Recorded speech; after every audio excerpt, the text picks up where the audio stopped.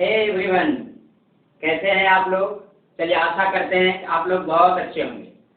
जैसे हम लोग डिस्कस करते आ रहे हैं, अभी करेंट अफेयर्स का सेशन चल रहा है और करेंट अफेयर्स के पूरा पॉइंट हम लोग डिस्कस करते हैं, साथ ही साथ उसका स्टैटिक जीके भी हम लोग क्लियर करते हुए चलते हैं। तो चलिए आज का जो ये 5 पॉइंट है ये बहुत ही इंपॉर्टेंट है आपके परीक्षा के लिहाज से, इसीलिए आप बिल्कुल भी इस क्लास को स्किप नहीं करेंगे, क्योंकि स्किप यदि करते हैं तो हो ना हो आपसे क्वेश्चन एग्जाम में छूट सकता है। तो चलिए बने रहिएगा मेरे साथ, करते हैं डिस्कस पॉइंट नंबर 1। और पहला पॉइंट है विद्यादान क्या है। ये देख रहे हैं ना, विद्यादान। तो विद्यादान क्या है इसे समझते हैं। तो विद्यादान क्वेश्चन पूछेगा कि ये किस मंत्रालय की पहल है। सबसे पहला क्वेश्चन बनेगा कि विद्यादान किस मंत्रालय की पहल है। तो विद्यादान याद रखिएगा कि मानव संसाधन विकास मंत्रालय की पहल है। याद रखिएगा, मानव संसाधन विकास मंत्रालय। क्लियर है, मानव संसाधन विकास मंत्रालय, यानी यदि शॉर्ट में कहें तो शिक्षा मंत्रालय। शॉर्ट में कहें तो शिक्षा मंत्रालय नहीं, शिक्षा मंत्रालय। यानी कि मानव संसाधन विकास मंत्रालय के द्वारा विद्यादान एक पहल का प्रारंभ किया गया है। और इसका मतलब क्या है, इसका मोटो क्या है, इसे ध्यान देखना। तो कहने का मतलब है कि जो मानव संसाधन विकास मंत्री है अभी हाल ही में रमेश पोखरियाल, इन्होंने क्या किए, कोविड-19 को मद्देनजर रखते हुए, है ना, कोविड-19 को ध्यान में रखते हुए विद्यार्थियों के ई लर्निंग कंटेंट उपलब्ध कराने के लिए, यानी विद्यार्थी को ई लर्निंग कंटेंट उपलब्ध कराने के लिए इस पहल की शुरुआत की गई, यानी विद्यादान पहल की शुरुआत की गई। इसमें क्या चर्चा की गई कि इसमें ये चर्चा की गई कि जो कोई भी व्यक्ति जो भारत के हैं या कोई भी व्यक्ति है, वह व्यक्ति अपनी जो है कंटेंट को यहाँ पर दान दे सकता है ना, अपना कंटेंट इसमें दान दे सकता है। यानी कहने का मतलब है कि विद्यादान एक प्रकार का राष्ट्रीय पहल है। क्या है, एक प्रकार का राष्ट्रीय पहल है जिसमें कोई भी व्यक्ति, कोई भी ट्यूटर, जितने लोग हैं वो अपना क्या कर सकते हैं, ई कंटेंट को इसमें दान दे सकते हैं, ताकि विद्यार्थी क्या करे, कोविड-19 में घर में रहकर, घर में सुरक्षित रहते हुए वे अपनी पढ़ाई को जारी रख सके। विद्यार्थी किस ऐप पर, दीक्षा ऐप पर। तो यहाँ पर क्वेश्चन ये भी बन सकता है कि दीक्षा ऐप का संबंध किससे है, तो विद्यादान पहल के साथ जुड़ता है दीक्षा ऐप, और दीक्षा ऐप पर कोई भी विद्यार्थी क्या कर सके, पढ़ाई अपनी लॉकडाउन में अपने अध्ययन को बरकरार रख सके, उसकी पढ़ाई बाधित न हो। इसके लिए रमेश पोखरियाल के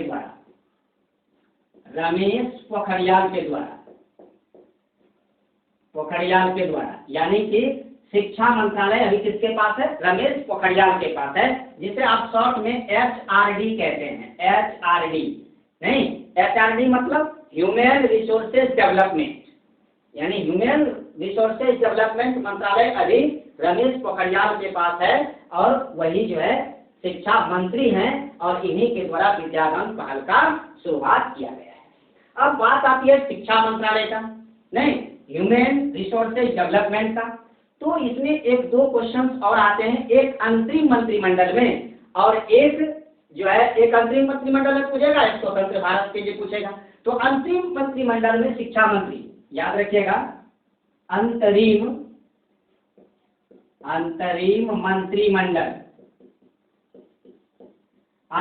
मंत्रिमंडल में शिक्षा मंत्री, है ना, शिक्षा मंत्री थे श्री राजगोपालाचारी।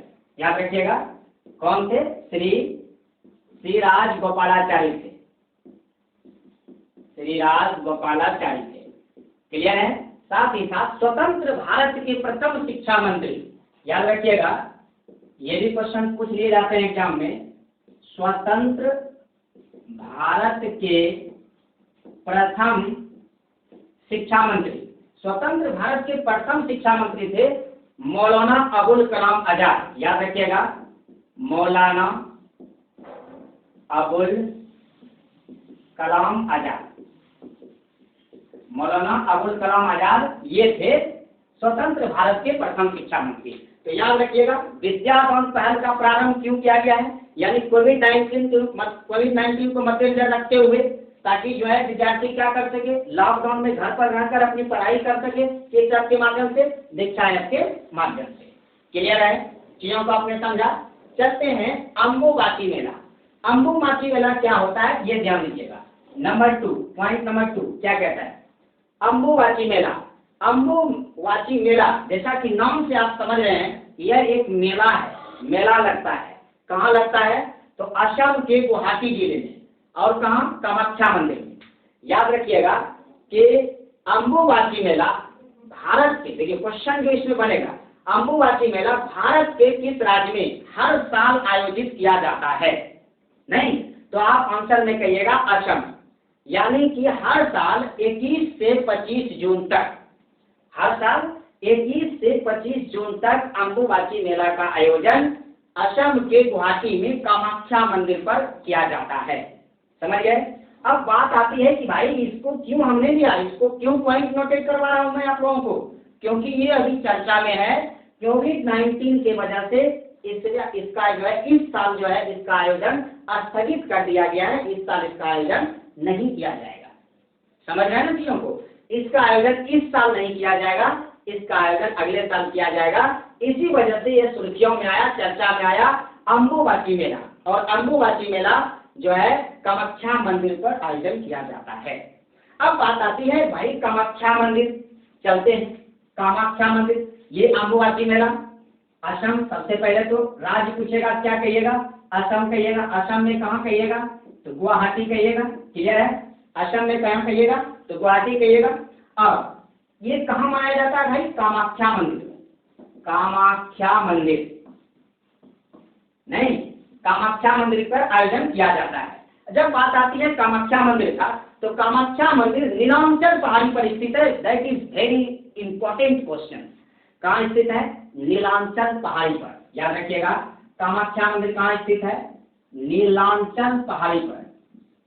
नीलांचल है ना, पहाड़ी पर कहाँ स्थित है, कामाख्या मंदिर असम के गुवाहाटी जिला में है और नीलांचल पहाड़ी पर स्थित है। और कामाख्या मंदिर में है ना, कामाख्या मंदिर में शक्ति की देवी सती का मंदिर है। कभी कभी ये भी क्वेश्चन एग्जाम में पूछ लिए जाते हैं कि बताइए कि जो कामाख्या मंदिर है वहां पर किसकी पूजा होती है, तो शक्ति की देवी सती का मंदिर है। याद रखिएगा, किसका, शक्ति की देवी, शक्ति की देवी सती का मंदिर है। कामाख्या मंदिर किसका मंदिर है, शक्ति की देवी सती का। यानी कि असम के गुवाहाटी जिले में जो है कामाख्या मंदिर पड़ता है और वहां पर शक्ति की देवी सती का मंदिर है। और ये किस पहाड़ी पर पड़ता है, तो नीलांचल पहाड़ी पर पड़ता है। अब बात आती है कामाख्या मंदिर का। कामाख्या मंदिर 1565 में कोच राजवंश के राजाओं के द्वारा, यानी कोच राजवंश के राजा उस समय से नर नारायण, इन्होंने इस मंदिर का निर्माण कराया था। क्लियर है, समझा आपने, क्या कहा मैंने, कोच राजवंश का राजा, कोच राजवंश, कोच राजवंश का राजा था। 1565 में इन्होंने क्या किया था, इसका जो है पुनर्निर्माण करवाया था। कोच राजवंश का राजा था नर नारायण, नर नारायण, यानी कोच राजवंश के राजा नर नारायण के द्वारा 1565 में कामाख्या मंदिर का निर्माण कराया था, जो कि पड़ता कहाँ है, नीलांचल पहाड़ी पर। क्लियर है, कहाँ पड़ता है, नीलांचल पहाड़ी पर। बात आती है असम की। असम की गुवाहाटी, यानी कि असम का जो हाई कोर्ट है ये भी कहाँ पड़ता है, गुवाहाटी में पड़ता है असम का हाई कोर्ट। याद रखिएगा, इसका स्थापना हुआ है 1948 में। क्लियर है, असम की राजधानी कहाँ पड़ती है, दिसपुर। उसका जो हाई कोर्ट पड़ता है गुवाहाटी, मूल स्थान गुवाहाटी है और 1948 में स्थापित हुआ है। क्लियर है, चीजों को आप समझ रहे हैं। अब गुवाहाटी उच्च न्यायालय के अंतर्गत, गुवाहाटी उच्च न्यायालय में 4 राज्य जो है इसके क्षेत्राधिकार में आते हैं, जैसे असम, नागालैंड। याद रखिएगा, असम, नागालैंड, असम हो गया, नागालैंड है ना, असम हो गया, नागालैंड हो गया, मिजोरम हो गया, मिजोरम और एक अरुणाचल प्रदेश। अरुणाचल प्रदेश, अरुणाचल प्रदेश, ये सभी राज्य किसमें पड़ जाते हैं? यही असम के गुवाहाटी, यानी असम का जो है गुवाहाटी हाईकोर्ट के अंतर्गत, यानी गुवाहाटी हाईकोर्ट के क्षेत्राधिकार में असम, नागालैंड, मिजोरम और अरुणाचल प्रदेश पड़ता है। और इसका खंडपीठ पड़ता है कोहिमा, आइजोल और ईटानगर में। याद रखिएगा, खंडपीठ एग्जाम में पूछता है। इसका खंडपीठ कहाँ पड़ता है? तो कहाँ पड़ेगा? कोहिमा एक हो गया, आइजोल और नागालैंड, ये ईटानगर। याद रखिएगा, कोहिमा, आइजोल, है ना, आइजोल और ईटानगर, ईटानगर, यानी यहाँ क्या पड़ता है? इसका खंडपीठ पड़ता है। क्लियर है? तो गुवाहाटी उच्च न्यायालय को आपने अच्छी तरीका से समझा।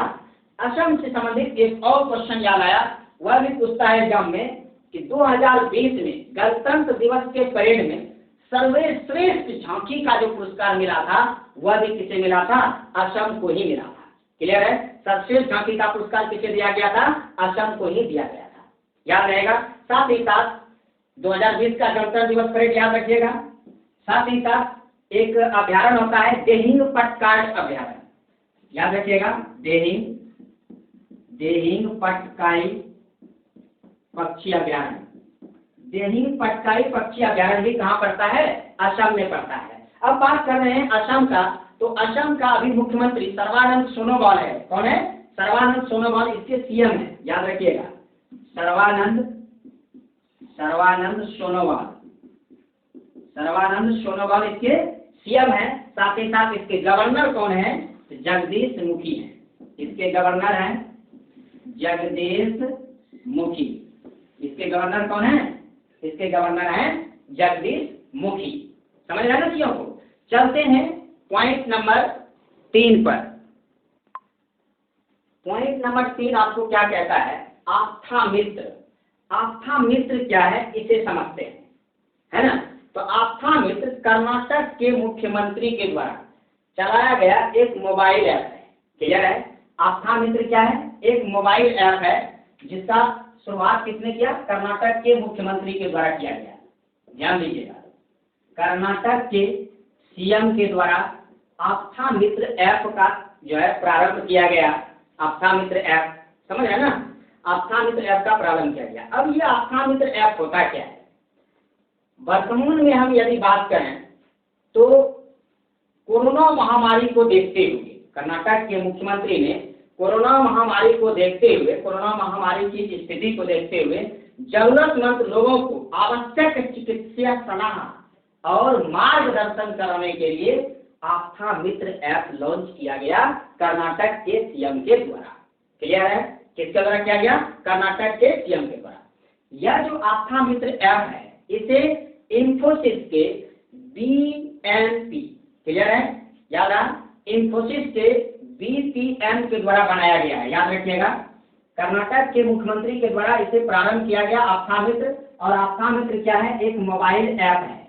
आस्था मित्र क्या है? एक मोबाइल ऐप है जिसको बनाया किसने? तो इंफोसिस। याद रखिएगा, इंफोसिस,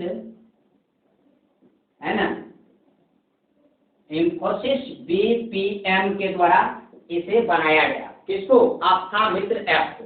और आस्था मित्र ऐप क्या है? वर्तमान कोरोना से महामारी को देखते हुए जरूरतमंद लोगों को चिकित्सा उपकरण का साथ ही साथ चिकित्सा सलाह, चिकित्सा मार्गदर्शन हो सके, इस वजह से कर्नाटक के सीएम ने आस्था मित्र ऐप लॉन्च किया है। जिसको बनाया किसने? इस ऐप को तैयार किसने किया? इंफोसिस बीपीएम के द्वारा इस ऐप को तैयार किया गया है। क्लियर है? इंफोसिस बीपीएम के द्वारा आस्था मित्र ऐप को तैयार किया गया है। अब बात आती है कर्नाटक का, तो कर्नाटक का थोड़ा सा चर्चा कर लेते हैं। कर्नाटक का यदि हम सीएम की बात करेंगे, कर्नाटक के सीएम की बात करेंगे तो कर्नाटक का सीएम कौन है? बीएस येदियुरप्पा। पता होगा आप लोगों को कर्नाटक का सीएम कौन है? बीएस येदियुरप्पा। नहीं, कर्नाटक का सीएम बीएस येदियुरप्पा। साथ ही साथ गवर्नर कौन है? तो बैजूभाई वाला। याद रखिएगा, इनके गवर्नर कौन है? बैजूभाई वाला, बैजूभाई वाला। कर्नाटक के गवर्नर हैं। अब बात करते हैं कि कर्नाटक में लोकसभा सीट की संख्या कितनी है और राज्यसभा सीट की संख्या कितनी है। तो कर्नाटक में लोकसभा 28 हुआ है और राज्यसभा 12 जो है। याद रखिएगा, लोकसभा कितना है 28 है और राज्यसभा कितना है 12 है। साथ में याद कीजिए, मैंने पिछले क्लास में हम आप लोगों को बताए थे एमपी के बारे में। एमपी में लोकसभा सीट की संख्या कितनी थी 29, राज्यसभा सीट की संख्या कितनी थी 11। अब यदि बात करें हम विधान परिषद और विधानसभा का, ठीक है, तो विधान परिषद कर्नाटक में 75, कितना है 75 है। साथ में बिहार का भी कितना है 75 है। यदि इसमें 3 जोड़िएगा 78 बन जाएगा। और महाराष्ट्र का जो है, महाराष्ट्र में विधान परिषद की संख्या कितनी है तो 78 है। क्लियर है। यदि हम बिहार की बात करें तो बिहार में विधानसभा कितना हो जाता है, कितना 243 हो जाता है। बिहार में विधानसभा 243 और लगले महाराष्ट्र में कितना 288 विधानसभा। और यदि एमपी की बात करें, एमपी का क्लास में पहले ही बता चुका हूं आपको कि एमपी में विधानसभा सीटों की संख्या कितनी है 230 है। क्लियर है। चीजों को आपने समझा कि नहीं समझा, क्लियर उससे समझ गए। चलते हैं अब कैमरा ट्रैप। कैमरा ट्रैप क्या है ध्यान दीजिएगा। कैमरा ट्रैप ये एक क्या है, एक फोटोग्राफिक कैमरा है जो फोटो खींचता है। अब ये क्यों चर्चा में आया ये ध्यान दीजिएगा। कैमरा ट्रैप दरअसल मोशन सेंसरों से लैस एक आउटडोर फोटोग्राफिक डिवाइस है। कैमरा ट्रैप क्या है, दरअसल मोशन सेंसरों से लैस एक फोटोग्राफिक डिवाइस है जो इसके सामने से किसी भी जानवर, यदि कोई भी जानवर यदि इसके सामने से गुजर जाए, इसमें सेल्फ रिकॉर्डिंग होने लगती है। जब सेल्फ रिकॉर्डिंग होती है तो पता चल जाता है कि जानवर कितना नया है कितना पुराना है, इस तरह से पता चल जाता है। इसमें जो क्वेश्चन बनना है इस तरह से बनना है कि किस देश द्वारा 2018-19 में की गई बाघ गणना में सबसे बड़े कैमरे ट्रैप वन्यजीव सर्वेक्षण के रूप में गिनीज वर्ल्ड बुक रिकॉर्ड अधिकार किया है, रिकॉर्ड बनाया है गिनीज वर्ल्ड बुक में। तो आप जानते हैं कि जब गिनीज वर्ल्ड बुक में रिकॉर्ड कोई बनाता है वह क्वेश्चन वहां इंपॉर्टेंट हो जाता है और वह देश है मेरा प्यारा भारत। मेरा प्यारा भारत यानी इंडिया। ऐसे देश हैं जिन्होंने जो है क्या किया है, रिकॉर्ड बनाया है गिनीज वर्ल्ड बुक में। क्लियर है, क्लियर है। कैमरा ट्रैप आपने देखा, कैमरा ट्रैप क्या है, यह एक ऐसा इसमें सेंसर लगा हुआ है कि इसके सामने से जब कोई जानवर गुजरता है उसे यह रिकॉर्ड कर देता है, रिकॉर्डिंग उसमें स्टार्टिंग हो जाता है। ये भी याद रखिएगा कि नवीनतम गणना के अनुसार देश में अब बाघों की अनुमानित संख्या लगभग 2967 हो गया है। बाघों की अनुमानित संख्या कितनी हो गई है 2967 नवीनतम आंकड़ों के अनुसार। क्लियर है, याद रखिएगा नवीनतम आंकड़ों के अनुसार बाघों की संख्या भारत में 2967 हो गया। साथ ही साथ कैमरा ट्रैप की मदद से भारत ने क्या किया, बाघ की गणना करने में जो है गिनीज वर्ल्ड बुक रिकॉर्ड में नाम स्थापित किया। ये सबसे अहम बात है इसके लिए, समझ गए ना चीजों को। इसी तरह से चलते चलते अब चलेंगे लास्ट पॉइंट पर, और लास्ट पॉइंट है तिरंगा। देखिए 5वां पॉइंट है आपका तिरंगा यानी टोटल इंडिया रिमोट एनालिसिस निरोग अभियान। ये क्या है इन्हें समझते हैं। चर्चा में है अभी तिरंगा, चर्चा में रहा तिरंगा अर्थात टोटल इंडिया रिमोट एनालिसिस निरोग अभियान। समझ रहे ना, ये एक वाहन है। इस वाहन का संबंध है किस राज्य से, केरल से। केरल ने जो है तिरंगा अभियान का प्रारंभ किया है, तिरंगा नामक वाहन का प्रारंभ किया है, जिसको हम ये भी कह सकते हैं टोटल इंडिया रिमोट एनालिसिस निरोग अभियान। तो याद रखिएगा किसके द्वारा प्रारंभ किया गया है, केरल के द्वारा। किसके द्वारा, केरल के द्वारा प्रारंभ किया गया है। तो यह वाहन कोविड-19 के लक्षणों की रैपिड स्कैनिंग करने में सक्षम है। याद रखिएगा कोविड-19 का जो क्या कहा जाए कि किसमें कोविड है किसमें नहीं है, यानी यह वाहन कोविड-19 के लक्षणों की रैपिड स्कैनिंग करने में सक्षम है। साथ ही साथ इसमें थर्मल स्कैनिंग की भी सुविधा है। ये वाहन में क्या है, थर्मल स्कैनिंग की भी सुविधा है। और इसे केरल के याद रखिएगा पथानामथिट्टा जिला का नाम है। केरल के पथानामथिट्टा जिले के प्रशासन के द्वारा इस वाहन को लॉन्च किया गया, इस वाहन को चलाया जा रहा है। याद रहा, पथानामथिट्टा, याद रखिएगा, पथानामथिट्टा। अब ये पथानामथिट्टा क्यों हमने लिया, क्यों उठाया? क्योंकि केरल में आपने पढ़ा होगा सबरीमाला का मंदिर बहुत ही इंपॉर्टेंट है। सबरीमाला का मंदिर कहाँ पड़ता है भाई? केरल में। और केरल के किस जिले में? सबरीमाला का मंदिर, याद रखिएगा, सबरीमाला का जो मंदिर है केरल के कहाँ पड़ता है? पथानामथिट्टा जिले में जो है सबरीमाला का मंदिर पड़ता है। और वहीं के प्रशासन के द्वारा तिरंगा नामक वाहन को लॉन्च किया गया है, अर्थात टोटल इंडिया रिमोट एनालिसिस निरोध अभियान को लॉन्च किया गया है। क्लियर है? तो हम लोगों के लिए सबसे ज्यादा इंपॉर्टेंट हुआ यहाँ कि सबरीमाला मंदिर का संबंध केरल राज्य से है। केरल के किस जिले से है? पथानामथिट्टा जिले से है। और ये तिरंगा नामक वाहन लॉन्च किया गया केरल के द्वारा। इसका मेन रूप से काम क्या होगा? यह कोविड-19 के लक्षणों की रैपिड स्कैनिंग करने में सक्षम है, साथ ही साथ ये थर्मल स्कैनिंग करने की भी इस वाहन पर सुविधा है।